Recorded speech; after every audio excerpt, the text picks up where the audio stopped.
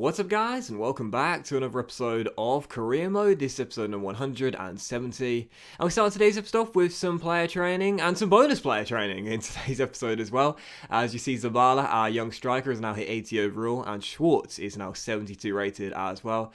And as we begin the month of October, you can see our remaining fixtures for the month. I thought I'll go ahead and take a look at how our former teams are getting on in the Career Mode save right now. I try and do this 2 or 3 times during the season, take a look at how our old boys are getting on. We start with Sheffield United, who right now sit in 9th place in the table from their first 8 games, 12 points on the board and doing okay. Roma have won 7 games out of 7 in the Serie A, but sit in 2nd place behind Juventus. Obviously they won the title last year in our absence, so we were buzzing about that. They were able to retain their crown. Right now still level with Juve, both teams with 100% records. And Atletico Madrid also are off to a fantastic start. Also 7 wins from 7, 21 points on the board and 2 points clear of their Madrid rivals right now as they sit top of La Liga. So great to see both our former teams there, Atletico and Roma, off to 100% starts. Sheffield United, not quite as good, but still not bad for the Blades in a very tough Premier League division. And I thought I'd show you their teams as well. Right now, this is how Sheffield United are currently looking at Bramwell Lane. I got to say, they've got some really good players here. I must say, there's still quite a lot of the young players who got out of the academy. They've now gone on to new teams. Obviously, we've got Shaw and Walsh, of course, from the academy. But they've still got some decent players here. A couple of really good centre-backs. David Turnbull is still there. You might notice quite a few of the old stars we had have now left the club. Alfredo Morelos still plays for the Blades, though. That's really nice to see. McBurney is still there. I couldn't believe that when I saw it. But yeah, Sheffield United still got a decent team there. And nice to see them in the top half of the table right now. As for Roma, since we left them a couple of seasons ago, this is how they're looking. They've still got Donnarumma in goal and Sabelli and Golini, their backup goalkeepers. Of course, they bought Solero off us. You might have seen last season, Ben Godfrey now plays for Roma, which I absolutely love. He left Sheffield United after we had left and went and joined Roma after we joined Atletico. I thought that was still cool. But Romagnoli's still there. Fernandez is still there at Roma. You can see the signed Gnabry in the game as well, now 31 years old. And Alex Iwobi is there now too. Orsolini is still at Roma. You might have been curious about that, as is the captain, Nicolo Zaniolo. He's also still at Roma. And as is Moise Kean, he's still at Roma. And they've also signed Timothy Weah to bolster their front line as well. And as for Atletico Madrid, there's not been too much change since we left them last season, at the end of last season. They haven't really changed too many things. Of course, we signed Emmanuel Aya, Ivan Toney, Ollie Shaw, and Barry Walsh from them. Sergio is still there. He's 21 years old, 85 rated centre-back, well on his way to hitting 90 overall. But yeah, there's very little change for Atletico's side since we left them at the end of last season. The captain, Dominguez, is still there, as is Palacios, as is Ricky, Jaden, Carls, and also Zygankov. And as for the strikers, Abraham and Felix are still there, and Oyarzabal is still there too. So yes, that's how our former teams are getting on. But now to look at things with Leverkusen. As you can see, to start today's episode off, we see the deal for Jorge Mera has now been completed. Mera has agreed personal terms with Paris Saint-Germain, and he's off to depart the Prance in the January transfer window for £44 million. So, we put in that transfer request in the last episode. I didn't even think about possibly trying to negotiate a new contract with him. The fact of the matter is, yes, he's 29 years old and 85 rated, so he's still got a year or two before he shows signs of decline. But I must say, I'm really big on the kid Sebastian Schwartz and also Maximilian Temp, who we signed from our first opponents for today's episode, Schalke, here at the Bayer Arena. So I'm thinking of the future of this Bayer Leverkusen side, and Mera, out of the centre-backs we have right now, was the most likely player to depart in January, and that's what's going to happen. He'll leave for £44 million and will look to reinvest in a younger, more athletic centre-half when the transfer window opens. Still, for the first game of today's episode, we would indeed take on Schalke here at the Bayer Arena. Of course, trying to get back on track after what's been a tough start to life in the Bundesliga with Bayer Leverkusen. Only 4 wins on the board so far, and we're not even in a European place to start the campaign off. And whilst, of course, the board have said to us this season, we don't need to win the title, that's not our objective. We do need to finish in a Champions League place. Right now, we're a few points off being in the top 4. That needs to change. So taking on Schalke here at the Bayer Arena, needing to win this game. Had a couple of chances in the first half, but fluffed my lines with both of them. But in the second half, nice little attack here. Kai Havertz rolls for Ivan Toney, and the shocker makes it 1-0 and continues his very good start to the season. But in the 67th minute, Schalke would find themselves an equalising goal, and I couldn't really complain about it either. It was a corner whipped into the centre.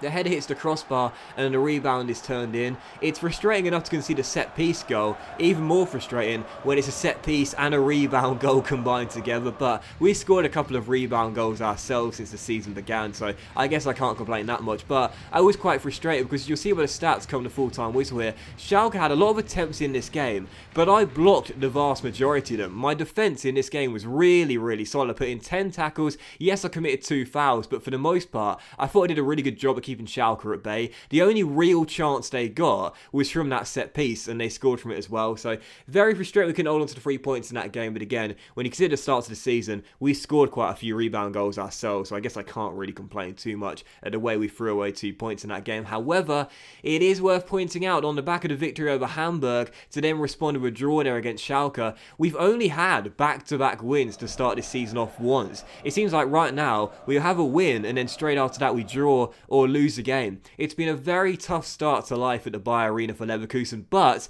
this is what we were anticipating when we joined the side. I said it when I took over as manager here. I don't think this side is even as good as my season 4 side with Sheffield United. I think that side there was better than this one. This is more of a long-term project as opposed to our last 3 seasons, 2 with Roma and 1 with Atletico, when we were expected to win multiple honours right from the very get-go. This season, it's all about figuring out our identity and laying down the groundwork. Still for the second game of today's episode, now taking on Anderlecht away from home in Belgium, looking to make it 3 wins from 3 in the Champions League after winning our first 2 games. And we started this game off really well where Kurzweg, you saw in the last episode, scored his first goal of the season, scored here as well to open the scoring. Believe me, this kid is the real deal. Makes it 1-0, gives us the opener, and in the 38th minute, just like on match day 2 against Monaco, he gets a goal and then an assist. I must say, I'm really liking the look of this young Cam. He rolls through Steve Zabala, and what a nice sight this was to see. The Uruguayan who we signed in the summer from Bayern Munich scores his first goal for the club. He'd had a couple of assists, now he gets his first goal. Zabala is off the mark, scratches for the first time, and makes it 2-0 to Bayer Leverkusen. So we played really well in the first half, some really good football played, and as you can see, Anderlecht only got really got 1 chance in the game. That was right towards the end of it, hitting the post from that cross there, as we escaped and managed to hang on for the clean sheet. So delighted about that. It's actually only our 3rd clean sheet of the season in all competitions. Defensively, I've been really poor to start the campaign off. I'll be the first to admit it. But against Schalke, I defended well. We were unlucky not to get a clean sheet in that game. In this game, once again, defended really solidly and managed to come through and get the victory. So 2-0 at the final score. Great to see Zavala get his first goal with the club. And again, Kurzweg, I gotta say, man, this guy, he looks really good. And for my long-term subscribers here, I'm going to throw a name out, which some of you guys might know, and you might have remembered this player, but many of you might not have done. If you're a new viewer, of course, you wouldn't know.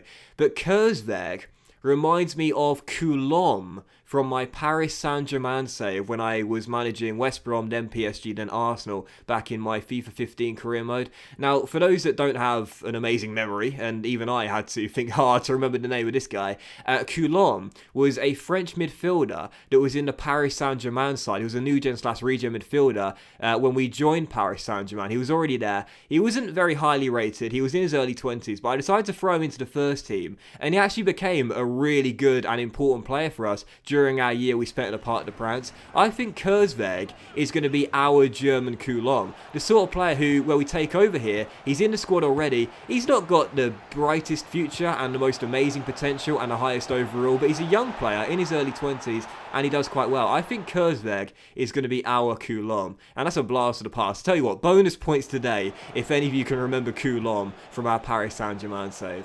But still, for our 3rd and final game of today's episode, as you saw the groups there, Atletico and Roma also doing really well in their groups right now at the halfway point as we're top with 3 wins from 3. We will now travel back to Germany for a trip here to Freiburg in the Bundesliga, and Barry Walsh continued his amazing start to the season, making it 1-0 in the first half, and then the second half, Ivan Toney, oh, he's doing the Chris Basham, he's doing the Chris Basham celebration from season 1. We haven't seen that for years, but Toney paying homage to Chris Basham. Who knows, maybe maybe he's just retired and Tony's showing him respect there, I don't know. But he's doing the Chris Basham celebration, and he scores his first trademark Ivan Toney goal as well. The dummy through the legs, blasts it home. Whether he's in England, Italy, Spain or Germany, he loves that move. It's his trademark as he makes it 2-0, and then 2-0 become 3-0 just a couple minutes later, where Barry Walsh did it once again. Toney and Walsh in this game, unstoppable. Toney feeds through the Northern Irish cam, and I'll tell you this right now,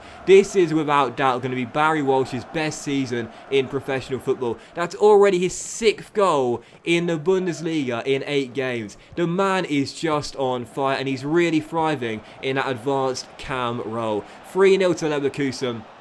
And Freiburg could not cope with the Blades boys. The icing on the cake would have been here in the 74th minute had we got a little bit of stroke of fortune. Shaw going down the left-hand side, rolls it through to Barry. I thought he was going to score his first career hat-trick, but he hits the post, it rolls across the goal line, and eventually it's cleared. Whilst he wouldn't claim the match ball, he certainly would claim the champagne. What a performance from Barry and the boys, and it's safe to say that we have had a great start to the season, and we've seen a great start from the legends of the save. Shaw, Toney and Walsh here at the Buy Arena have been our best 3 players to start the campaign off, and the latter 2 in particular are just on fire. And after that big win there, we're now into a European place for the first time this season. Long way to go, of course, 25 games still remaining, but good to see us get a big win there and return to winning ways. 9 games in, 18 points on the board, and now up to 6th place.